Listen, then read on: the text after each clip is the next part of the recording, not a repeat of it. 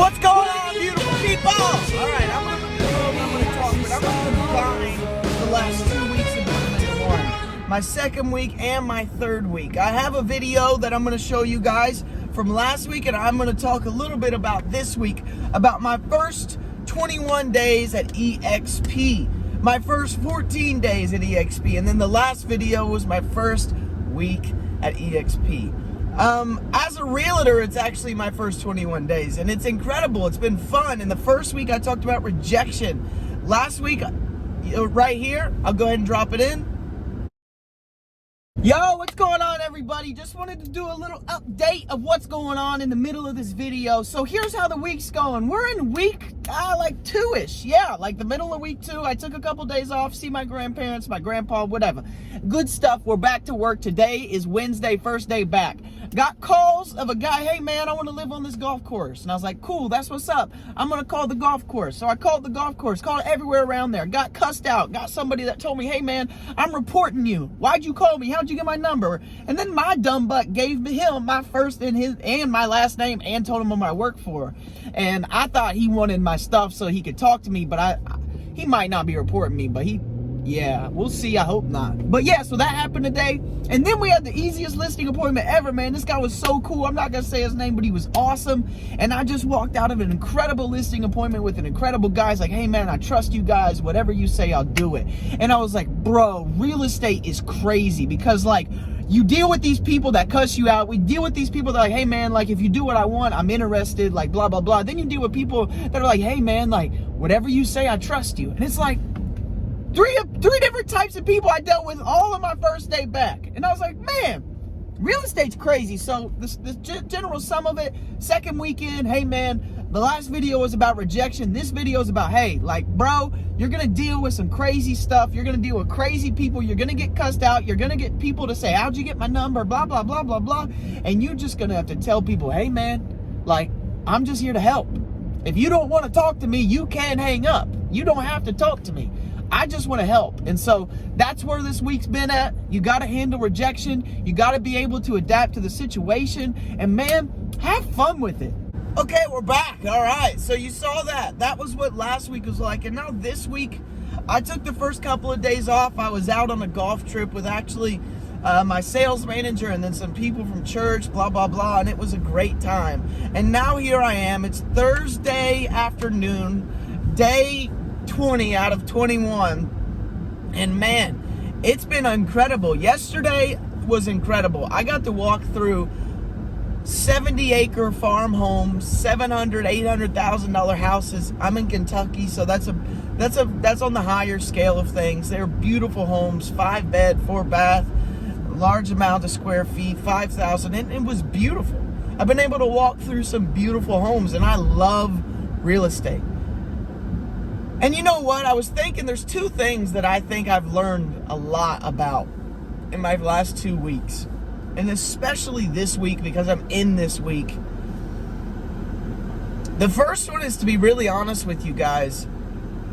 There's a little amount of effort and work that separates those that are really successful from those that are just kind of successful.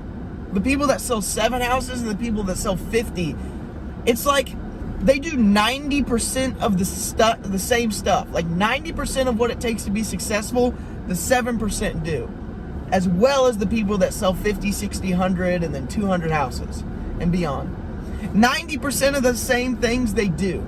But there's like 10%, well, let's just say 9% for the people that the 7 house people, they don't do this 9%. The extra mile, the little things, the extra communication, the extra phone calls saying, hey, I know it's 9:30 and I know I said I was going to go till 10, but hey, I'm hungry. I'm going to go eat lunch before this listing appointment. It's the extra half an hour on the phone that opens up the door to potentially another client that leads to another client that snowballs effect into thousands and thousands and thousands of dollars of commissions. And that's very clear to me. And I have an example of that yesterday. And I'll share you a little story. I was on the phones yesterday. I had three showings yesterday for 2 different clients, and I had an hour drive to get to one of them. You got to get started somewhere, right?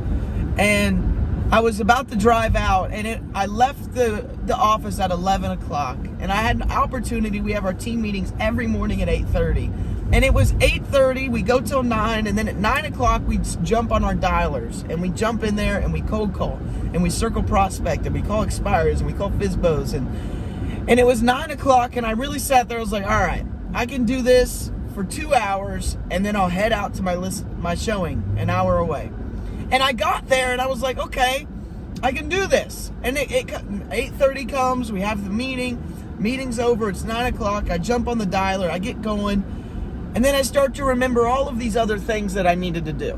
All of these other things that I needed to do. I forgot I had to finish scheduling the showing for this afternoon, or I have to follow up on this person that I was supposed to talk to the other day, and all these other things came into my mind, and I felt very much so like I needed to do them right then. And the reality of it is I didn't. I needed to be on the phones because that was the most important thing for that moment, because I have no listing appointments coming up. I have one house on the market. I got to show a few houses that another agent is partnering on with me, but I don't have my own. And I was like, is it really more important for me to do some follow-up stuff that I can do this afternoon, or is it more important for me to jump on the dialers right now at the only time of the day I can do it? And that little decision led to me getting 6 leads from 2 hours on the phone. 6 solid leads. And that was like mind-blowing for me. It was like, I was looking around the office, and some people, like, they were doing other things, but some people were just kind of like researching, and it felt like we were buying time. And I was like, I'm just going to jump on the phones, and I'm going to do this. And I'm going to do it with enthusiasm, and I'm going to do it to the best of my ability. And those little things, pushing through what's comfortable, doing what you know you need to do when you don't want to do it. Everybody does the 90%, but who's willing to do the 9? And then there's the 1%. The 1% that I haven't found yet, that I hope to find, is for the people that are doing 200 homes a year, or attracting 100 agents a year, or what crazy numbers like that. And that's the 1% that I haven't found.